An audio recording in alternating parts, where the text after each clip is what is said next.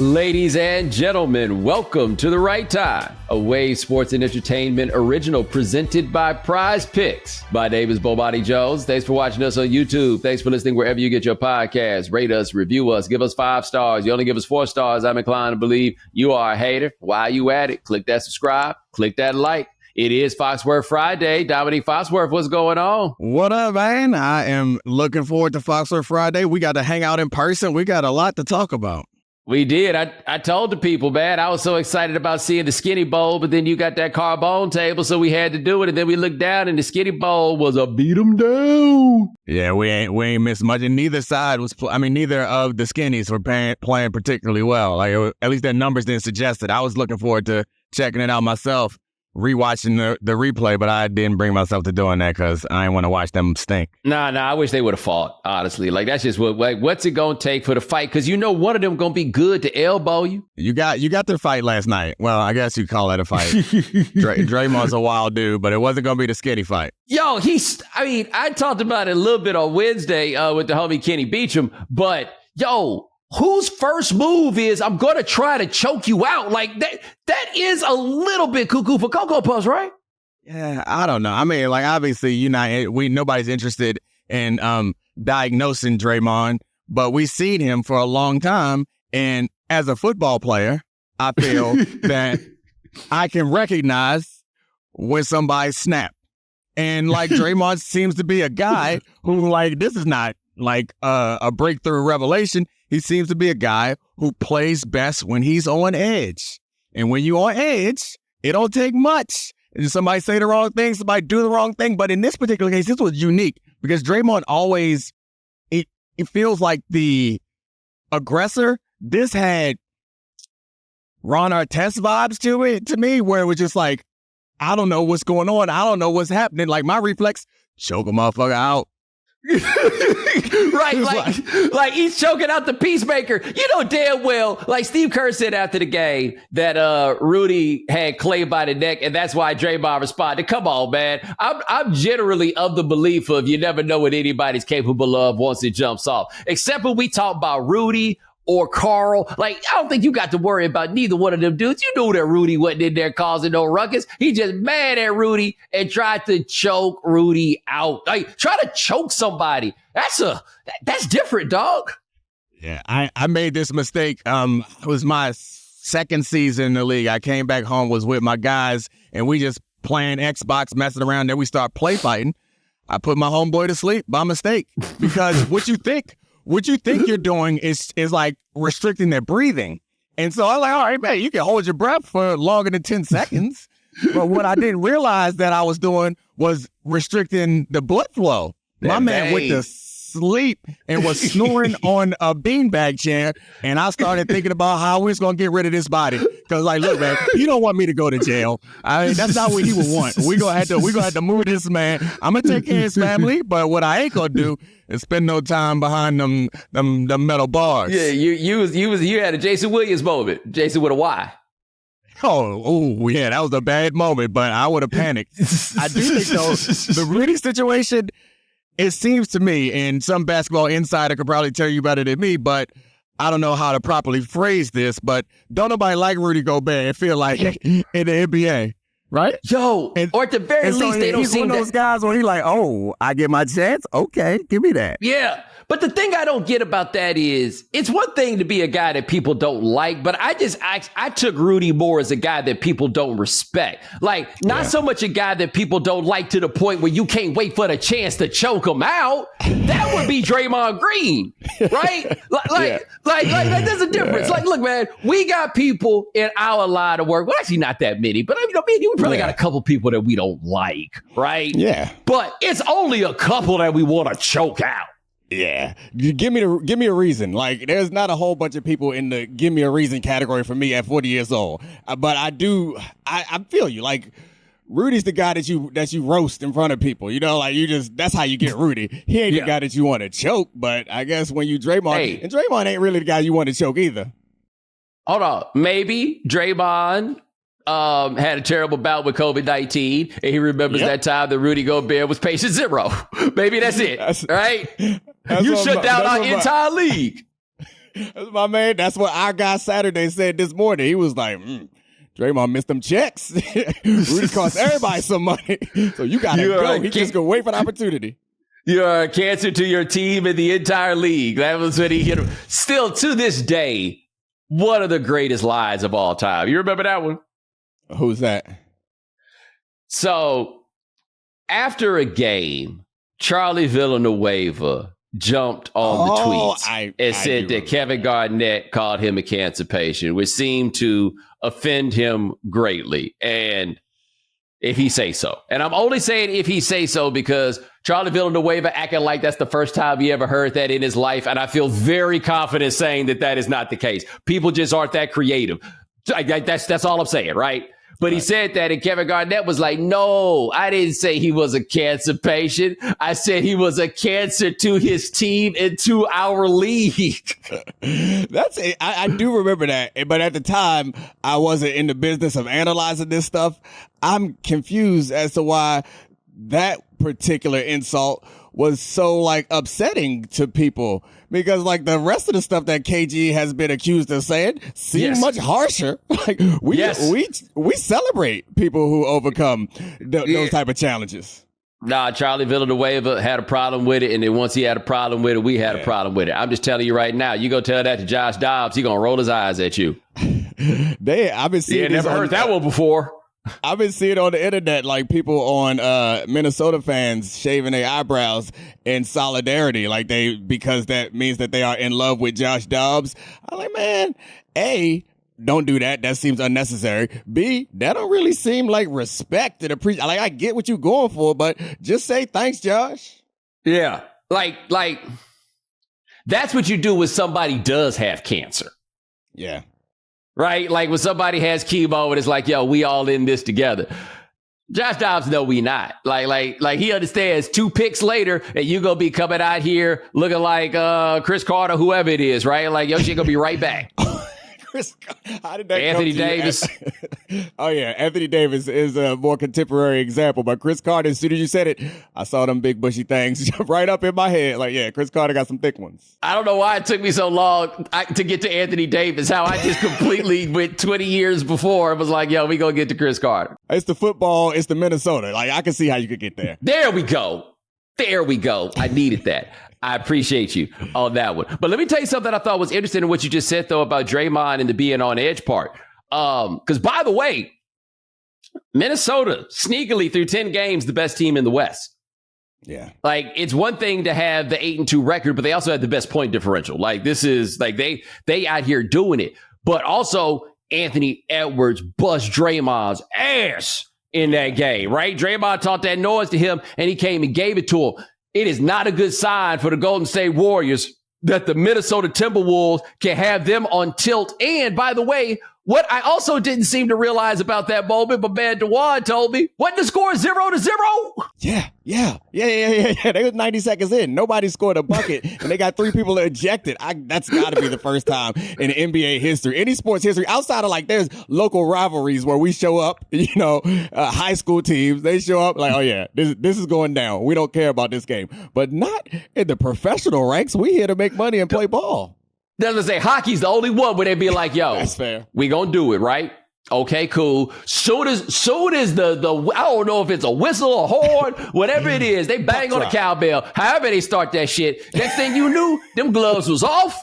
And they ready to scrap it out. Like they decide that you knew when you left town the last go round that this is what it's about to be. I didn't bother to look up and find out the particulars of this or whatever. I just know that Klay Thompson came out of there with looking like a real American. Yeah.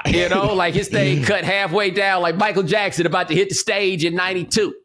Yeah, I forgot the other player's name, but they just started, I don't know what yeah, I don't know what started it, but they just start tussling. And it's like, it's a weird one because obviously neither of them want to fight, but neither of them want to back down. And you saw what happened, but it just is like a weird way to start it. And then it just escalated. And of course, Draymond, you can't bring him unless, I told you this story before where I learned my lesson about you can't bring this is the element for those who have been around.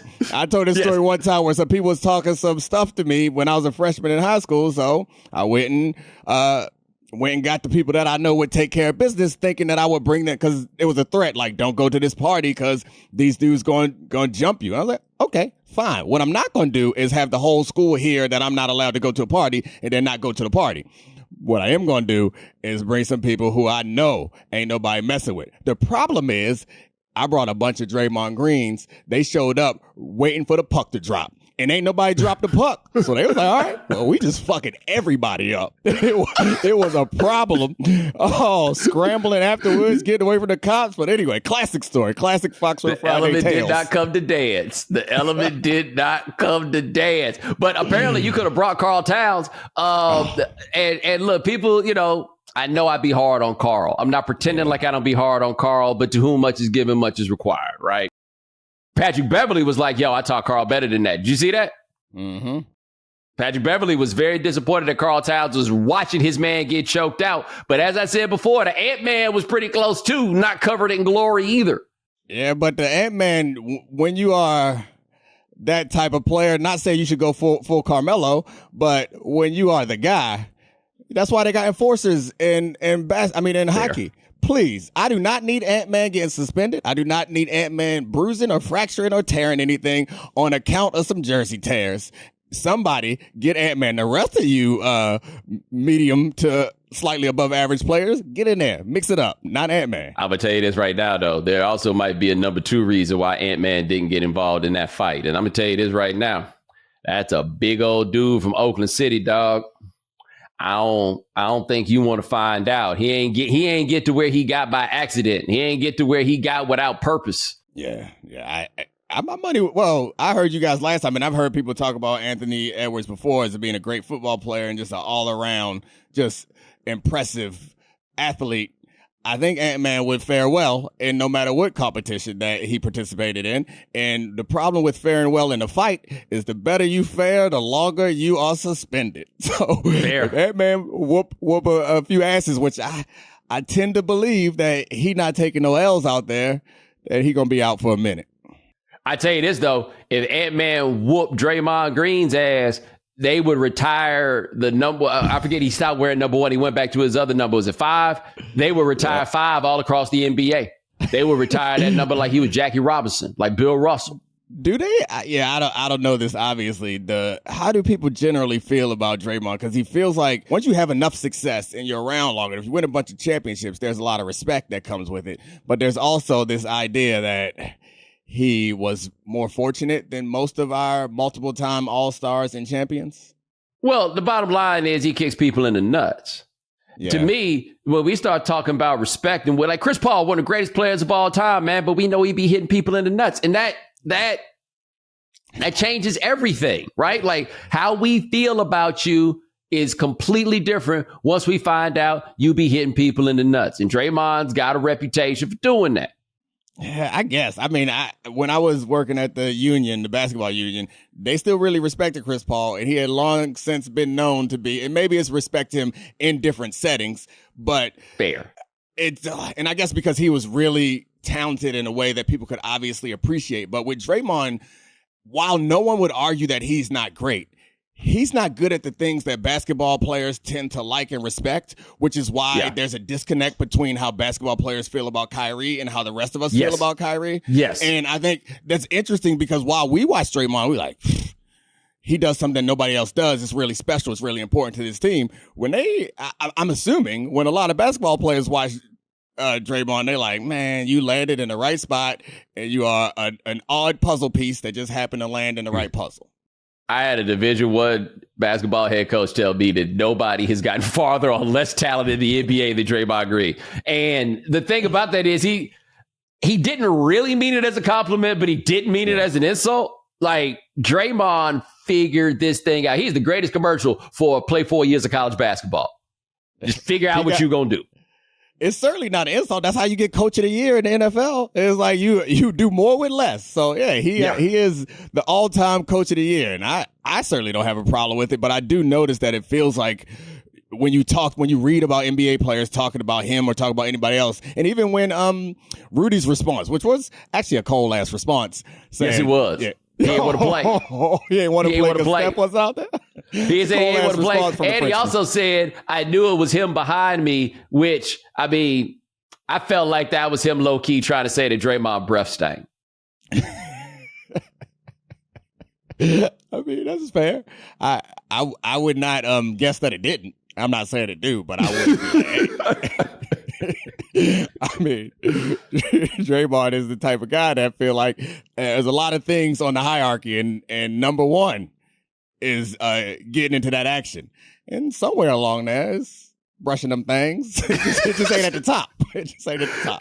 He seems to take good care of his grill, right? I don't know if he takes that next step and takes care of the tongue. You know what I'm saying? Yeah. Anyway, we on Draymond, but I mean, I think the point is that no one was surprised. While I was watching him behave that way, I was like, that's weird.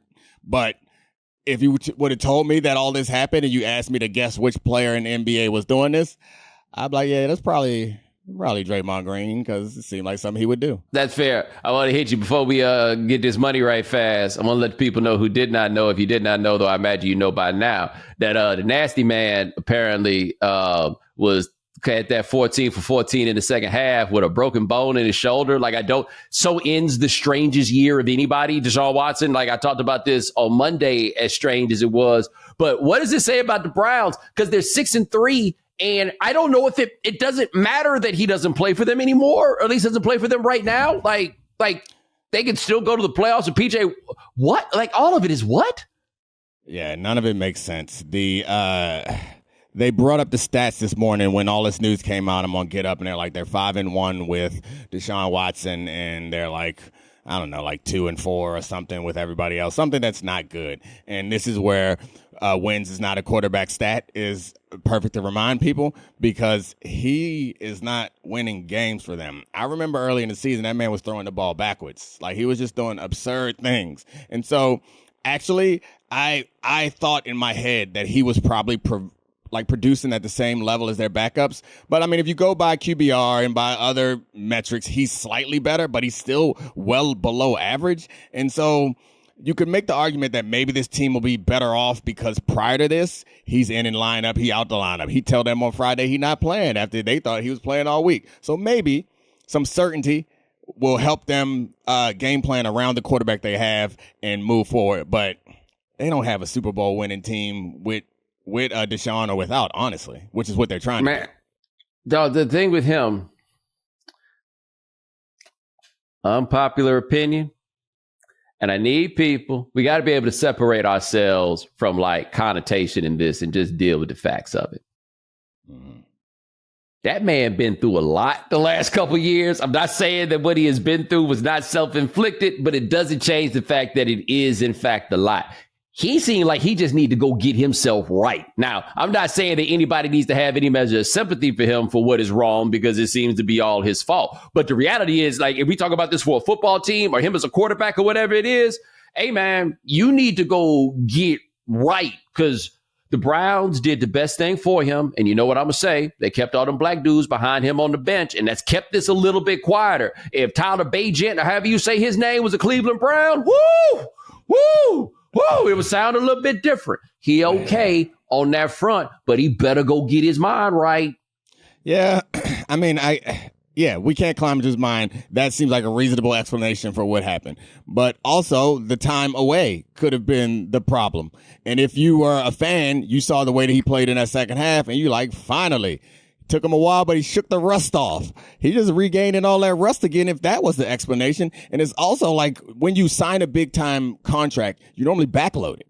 And I haven't looked. I should look it up now, but I'm pretty sure that it's probably true. His contract is backloaded. And the reason why they do that is so that they can keep their talent in the front. The championship window's at the beginning, guys. When you sign a long-term quarterback contract, it's at the beginning. And you know how you extend that window? By extending his contract so you can push that salary hit deeper into the contract. You know what they not trying to do to Deshaun Watson? Extend that contract.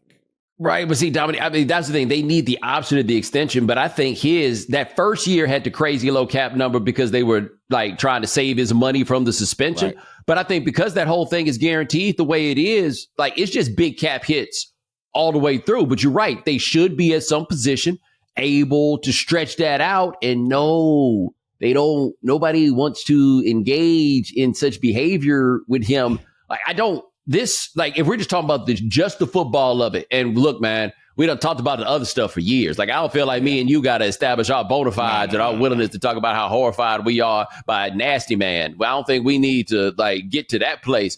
But I do look at it just as a team, and I'm like, wow, this is wild. Wild, I tell you, wild, because you would have been 6-3 if you had PJ Walker. Yeah, and he's not I actually do know a little bit about that organization and that locker room. He wasn't disliked, but he didn't have the full support. There's a lot of guys confused and questioning each other and looking around throughout the course of the time where he was there. So I'm not 100% sure that they won't be in a better position going forward. The problem is we can't forget how high that ceiling is, and we can't forget it, and they can't forget it. And we know that if he could somehow tap back in, and maybe it's been injuries this whole time, but if he could somehow tap back into that ability to play, that team could mess around and be a Super Bowl favorite. But I ain't nothing for them to worry about now, not till next season.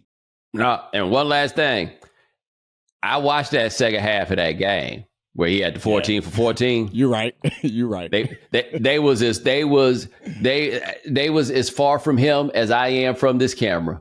He was right here. They were calling the game like you do when you think your quarterback's broken. Yep, you're exactly right. I was thinking the very same thing, and I had a hard time this morning having this conversation with people where it's like, hey, he ain't really changing much, and then everybody still knows that he has that ceiling, but it's we ain't seen that ceiling in forever. Long enough that we normally give up on most players. If it wasn't for the fact that his money was the way it was, the Browns would have been sniffing around other places too.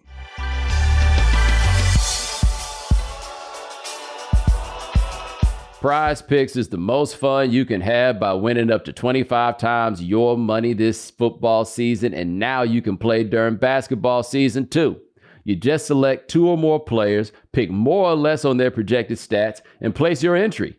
And with the NBA back, you can now pick combo projections across football and basketball from the Specials League, a league created specifically for combo projections that include 2 or more players from different sports or leagues. Prize Picks is really simple to play. You can make our picks and submit your entry in less than 60 seconds. And if you stick around for the end of the show, you'll get to hear some picks from producer Sean that can either help you win or make you fail miserably. So make sure you go to prizepicks.com/Bomani and use code Bomani for a first deposit match up to $100. That's prizepicks.com/Bomani. Prize Picks, daily fantasy sports made easy.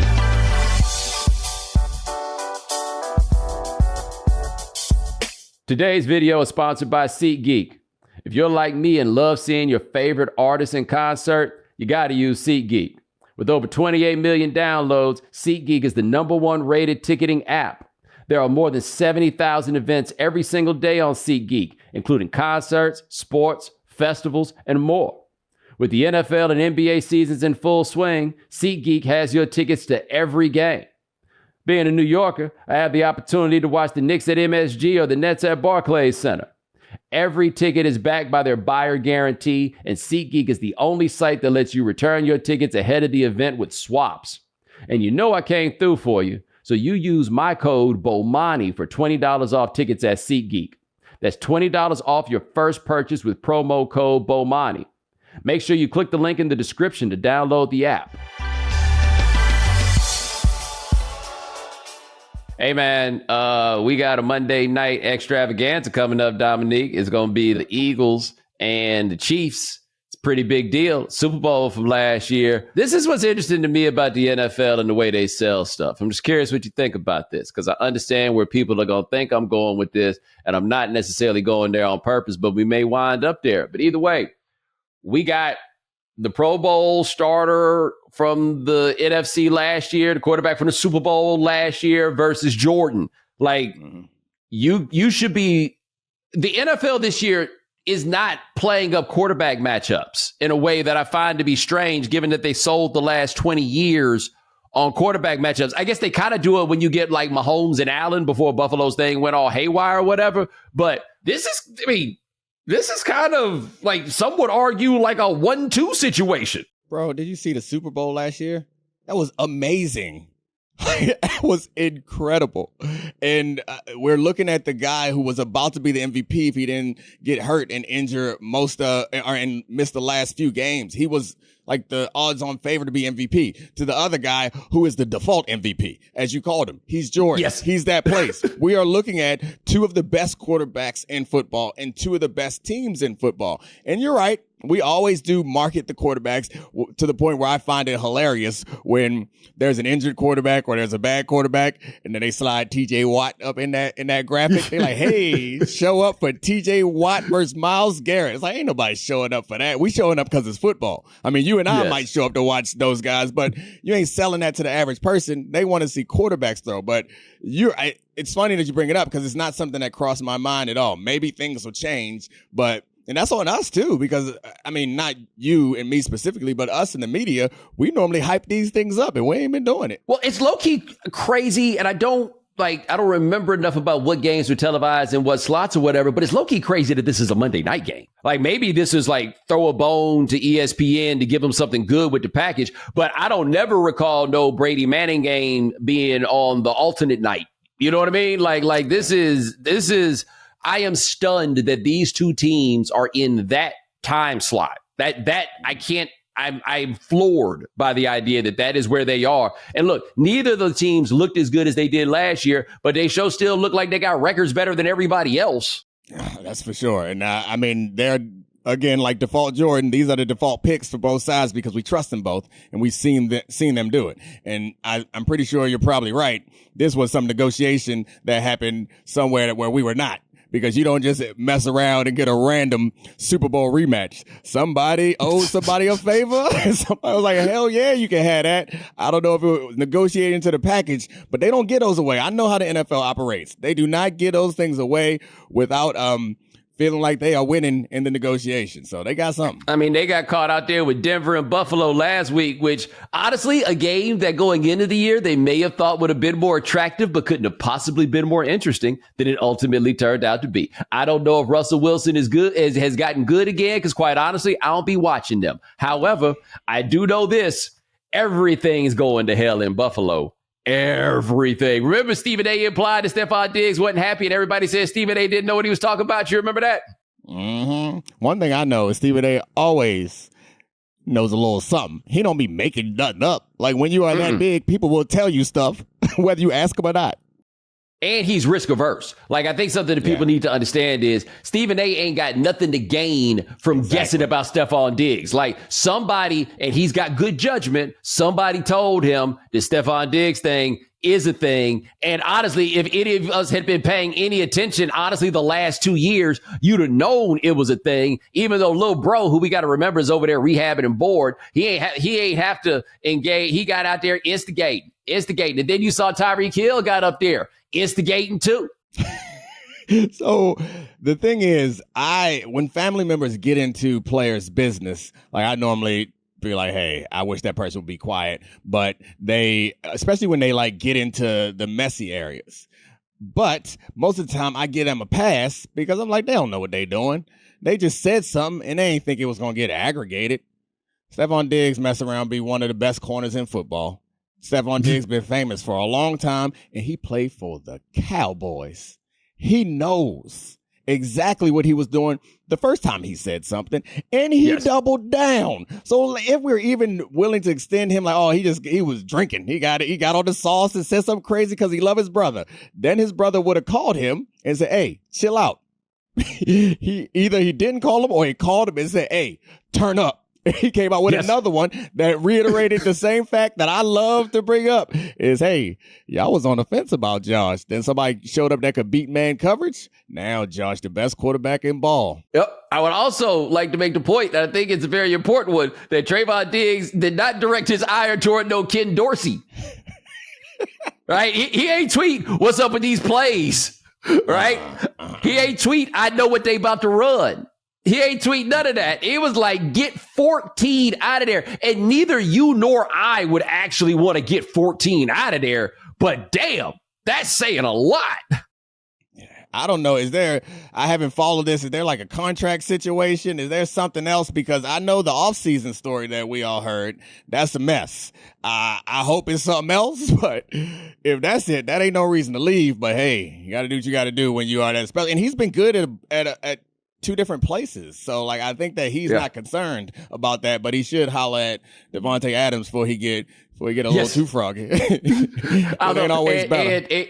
And I would also make the point, to be fair to him and to Davante Adams, that whatever's bothering you at your job, I imagine bothers you even more when it's cold as hell up there. Like, both them cats was in them places where they like, yo, man, just get me somewhere else, man. Wherever. They asked Davante Adams where he want to go. The hottest place in the league. Oh, so Vegas. Oh, yeah, Derek Carr played there, too. Hell yeah, let's do that. And then he got there and was like those clips of Davante Adams coming off the field this year after having Jimmy Garoppolo or whoever else they had out here throwing him the ball, just like, I can't believe, like, the money. This is what we tell people all the time. Money don't make you happy. It just makes you money. Yeah, I mean, especially when you already got money. It ain't like, maybe for somebody who don't have anything that first couple of years in that situation. But the thing is, you can buy your way out of a lot of issues, but some issues you can't buy your way out of. And those are the most important ones, or at least the ones that impact your physical or your mental health and your happiness more than anything else, are the ones that you cannot throw money at all the time. And Davante certainly has learned that. When you talk about games where they advertise with somebody else, I done seen a lot of Max Crosby ads when we go into Raiders games. That's how you know you ain't in a good spot if you're a receiver. They putting up them rushers, them DNs. That's an issue. The DNs who I don't even think has even been an all-pro. Like, it's another thing with TJ Watt. There's some name recognition going on there that goes beyond just him, right? But when they come out here like Josh Jacobs and the Las Vegas Raiders, Hunter Renfrow. It's mind-blowing that the NFL still put up numbers, no matter what you advertise it with. They still put up numbers. We'll give it a run. We'll watch some of it. Our friend Mita Cobbs did a great tweet about the Bills, because this is the thing. I've seen all the criticisms of Ken Dorsey, the offensive coordinator, about the predictability of the play call and everything else. I watched you on Get Up on Wednesday. I heard you guys talking about that. But Mita, I don't know what all these things always mean. But she's like, over the last month, the Bills are first in the league in success rate, 8th in EPA per play, but they're 32nd in turnover margin. And the turnover margin would be Josh Allen. And I just want to throw this out there for people. Just throw this out here, okay? I took a lot of hell from a lot of people because I was very strident that Josh Allen was going to get his general manager and his coach fired when they drafted him. Obviously, he has gotten those people raises. He has gotten those people extensions. And it appears that we're in the 6th year. It took until the 6th year. However, Josh Allen just got a coach fired. He just got Ken Dorsey fired. I told y'all that he would get him fired. Not just he was there to get, look, if they good at all this other stuff and they scored all these points, but the problem is he turned the ball over, I got my sweet vindication right here. He did, in fact, get somebody fired. And McDermott, it feel like, I think he's fine, but there's some rumblings. And when you move on from a coordinator, from both your coordinators in the matter of 12 months, and get worse at defense and probably likely get worse at offense, because you can't really get that much better based on them numbers that I've been looking at. You know who next? You. So in this window slammed shut on them. They all old and hurt. Like, it's old news now, but their window is closed. They're gonna have to rebuild, and who they gonna rebuild with? Josh Allen is number one. You ain't gonna get yourself fired because you're much too difficult to find. But the rest of them, they know that their days might be numbered. Well, they extended McDermott. Yeah. And maybe this turns into one of those situations at some point where you trade him for draft capital, like you get a 2nd round pick or something like that. Because it seems like they things going to hell all at once. Like, the dudes don't seem to be liking each other that much. Like, everything seems to be going, this is the thing. And look, they've hitched their wagon to a dude who every now and then drops back, looks around, and get that. I don't know if you remember the BSOD, the blue screen of death. You remember the blue screen of death? Hell yeah. You just be working on your computer. The next thing you know, bow, blue screen of death. Don't nobody know what to do. That's Josh Allen. Josh Allen be back there. He'd be looking like, oh my God, the blue screen of death. And he just start hitting Control-Alt-Delete, Control-Alt-Delete, Control-Alt-Delete. And then he looks up And who knows what happened next? And so, like, a great quarterback or a good quarterback is so hard to find. And this has been my position on Josh Allen for quite some time now. It was first, I was like, no, he not good. Y'all not going to convince me that he good. Then Stephon Diggs showed up and I was like, oh, this guy is really good, bordering on great. And then I was like, he just got to hone a couple things. And it seems to me that what I've been able to accept, and it's easy for me to accept, I'm not a Bills fan or Bills coach, they have not been willing to accept. And that is, there are trade-offs in life. The good comes with the bad. This is who he is. He gonna do some wild things that work out sometimes, and then some things that you like are confused by. And I noticed that of all the people, you know, that old kind of trope that a lot of players fall back on is like, man, I'm Domonique when I walk through life, and then I turn into Fox when I'm on the field because I'm so aggressive and crazy. Like, a lot of players say stuff like that, and it's true for him. If you see him interviewed after a game, he be talking about it like it was somebody else. And what you not going to do is coach that out of that man. And nor should you try. Like, you need to build a roster around that, and also talk to your players pregame. We going in. Josh gonna give it to him a couple times. When I was in college, our defensive coordinator would say that because we had a college quarterback, and we would practice sudden change. That became the focal point of all of our defensive play in practice every day. Sudden change. We would bring benches out to the practice field and go sit on them, and then have him yell, "Sudden change, sudden change," to the point where on Saturdays when they threw a pick, we was hype. We was like, oh, we got our chance. Sudden change. Sudden change. Let's go show these people that it don't matter if you fumble the ball on our own 20. We got this. That's what they need to be doing, because he ain't never gonna stop being this. Y'all already beat the odds once. You already got to the point where he's like, no quarterback has ever come back from this before and showed us to be good. He did it once. Y'all not about to do it again? Yo, and on top of that, Dalvin Cook, little brother, giving the ball up too. They went straight for his pockets in that game. Oh, man, he dribbled one of them. It bounced right back up to him. He was so lucky that thing bounced right back up to him, because they wouldn't even been in that game if it wasn't for the fact that he had that long run that was fluky. No, but my thing with the Bills, people wanted it for them so bad in a way that didn't really make sense. Like, people for that whole team, I know they missed the playoffs for like 20 years. I get that. So I don't know these people. Like, people wanted it for them so bad and lost track. And I think this happens to just about everybody with the NFL. Yeah, every now and then you get a team like the Chiefs, or you get obviously the Patriots run is just kind of unprecedented. But hey, man, you got 2-3 years of this. And if y'all don't make it happen in those 2-3 years, unless you make a big change somewhere with what you're doing, it ain't going down. Like, the Chiefs have won this division all these years, but they had to make a big change. And the big change is getting Jordan in there. And right? Was willing. They were like 13-3, 12-4. Like, they were doing that with Alex Smith, something like that. Like, that is not a situation where most people were like, hey, let's get a first round quarterback. No, most people would say, we got a number 1 overall pick that nobody else could fix. We fixed them. We balling out here. You're right. And so sometimes it's not obvious. And the risky thing, or the tough thing, is how risky those decisions are. Is because I would say, I mean, I don't know what the probability of the success rate is, but given how many first round quarterbacks are drafted and how many of them actually turned out to be good, I would say you wasting a pick. And I know how stupid it sounds right now, but you drafted a quarterback at 10.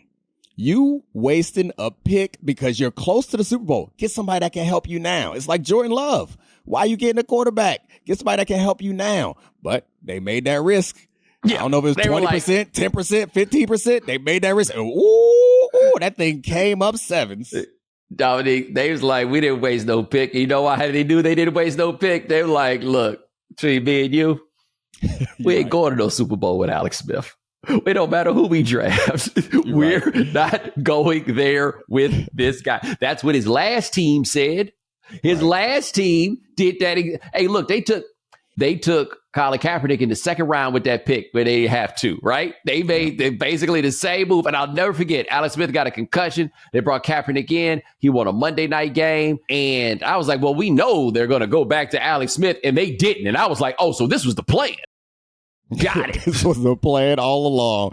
They just needed a reason, and y'all gave him one. And I promise you, the week after that Monday morning meeting, Harbaugh had a meeting with just him and Kaepernick. I guarantee this happened. And he was like, look, man, we got you here for a reason. All I need you to do is not blow this. We ain't trying to go back. And he did not. Took them all the way to the bowl. It was a catch away from, I think Jimmy Smith broke up that pass in the end zone to Crabtree. That close to winning that thing and changing history. If he'd have won that Super Bowl, they'd have been treating him so good. He would have forgot about racism. He may never took a knee. We'd never had this. Everything's different. And by the way, I would also like to make the note, Alex Smith got a lot more popular after he lost his job to Colin Kaepernick, right? We went from all these years of calling him a bust, an NFC championship game where they ain't converting no third downs via pass, all of that stuff. He lost his job to Colin. Man, he became so sympathetic. That's before his leg got all, like that I would have understood. All he did was lose his job. What's the honor in that? I think it's not even honor. It's the same reason why you said I don't understand why everybody felt like was rooting for the Bills. It's not honor. It's a story arc. It's sympathy. You know how everybody loved the underdog? The Bills have been bad forever. They lost 4 times in the Super Bowl in the 90s. So the idea of the Bills having success is the little engine that could. Domonique. Geno Smith had been working hard to try to get it right, dealt with 2 years of Rex Ryan. Got his job, got his jaw broke, and people blamed him. You can't have a coal-fired little engine. You can't have a coal-fired little engine. Don't nobody root for that. They want the steam-powered little engine. Only me and you root for the coal-powered engine. You're right. I misunderstood the specifications. I misunderstood the specifications. I'm going to throw this at you right fast because I forgot to say this to Kenny Beecham and we coming up on time. But Kenny, he's 27 years old. He's from Chicago, so he's a Bulls fan, but he never got to see like the Jordan thing, right? And you know what that made me think about? That must be what it's like to be from one of the Rust Belt cities where it used to be cracking. They really had it cracking. You never saw that mill when it was humming. You know what I'm saying? You never saw them cars coming off that line. You never saw them cats with the gators. All you see is poverty and despair. It's just cold. And ain't nobody got no fur. And then nobody got the money to tear down the mills and the plants, so it's just a monument to what once was, which is almost not almost. It is actually much worse. It don't feel good. I mean, you from Baltimore. They try to tell you. They try to tell you, dog. Them docks used to be humming. They really was. People don't think about Baltimore as one of those cities, but I know it is. It's it's a little bit on the East Coast and we got seafood. So it's the funny thing is when people talk about Baltimore, they compare it to DC and they compare it to New York and Philadelphia, other major East Coast cities. And I be trying to tell people, man, we are a terrible version of that. We are great Pittsburgh, though. We are an awesome Pittsburgh. Compare us to Pittsburgh, Cleveland, Detroit, places like that, because that is what Baltimore is. I don't live there no more, but I lived there long enough to know that's our stock. Y'all like a bunch of NBA All-Stars. All those cities is like a bunch of NBA All-Stars that all toe up their knees and then went to go play in Europe. You like, yeah, we La Liga, baby. That's what we are. It's still perfectly good basketball. It's like, remember in '83 when we got drafted in the first round? That was a good time. And I tore up my knee and I had to go. You laughing a little too hard over there, Houston. I guess because Houston been on the come up. Houston stay on the come up. I was about to say, I ain't got that bad. Yeah, when y'all go to expand y'all league and let St. Louis in. You know what I'm saying? Like St. Louis. Nah, we are not at that point of conference realignment. We ain't that desperate yet. That's us. You're not gonna turn this into Conference USA, get you some St. Louis, get a little New Orleans in there. You don't want to bring them in? Hey, I married a woman from D.C., which is where I have lived for the last 10 years of my life. So, I mean, I'm sorry, Baltimore. I had to get up out of there. That ain't for us. But you got Houston and Atlanta, two cities that are on the perpetual come up. So you just wait. 20 years from now, we're going to be back in this Rust Belt popping again, and y'all going to be broke. What the hell y'all going to do to get back cracking? I don't know. Drugs? Who knows? I have no idea, man. Heroin is making a comeback.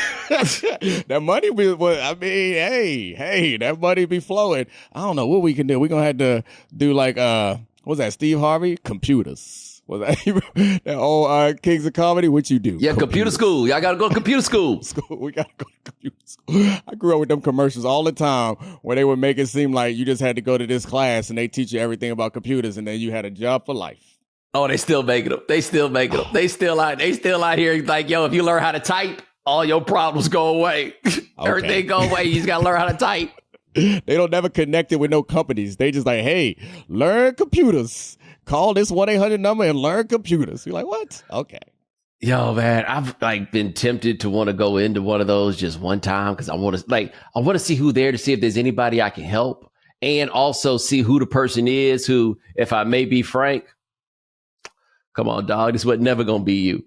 Yeah. You know what I'm saying? But, they should use that as like a way to self-select because there is some level of like ambition and initiative to people who show up for that thing, right? But I don't know. It just don't seem like, and maybe I'm speaking out of school. I just don't know nobody who ever gone there and then actually did turn something around out of those type of places. Yeah, we sound real classist right now.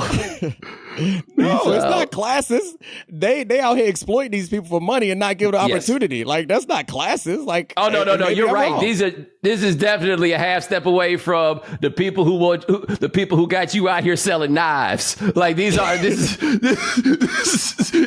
real definitely scheming. It's real scheming. I'm sorry. Like you grew up in it with the Son of Professors. It's a slightly different experience. I did not grow up like that. I was very close to these things. I made I traveled a long distance from the economic class that I was in, which means that I still can touch it. And I still know what it's like. And I know that they out here exploiting these people, try to take advantage of these people at least. Oh, yeah, don't get me wrong. I don't know what it's like, but I do know those people because that's who I went to school with. We all do. That is a result of being black in America is all of us are like 1 degree away, if not that. Yeah, you're all right. But that is Domonique Foxworth. Check him out on the Domonique Foxworth Show, available wherever you get your podcast. My man, I appreciate you. Oh, thank you, man. All right, Sean, help the people out. What they need to put on with Prize Picks. All right, Bo, here are my picks for this Sunday and a little Monday NFL slate. Let's start things off. C.J. Stroud, 254.5 yards. I'm taking more because he's playing the lousy Arizona Cardinals. Brock Purdy, 247.5 yards. I'll take more there.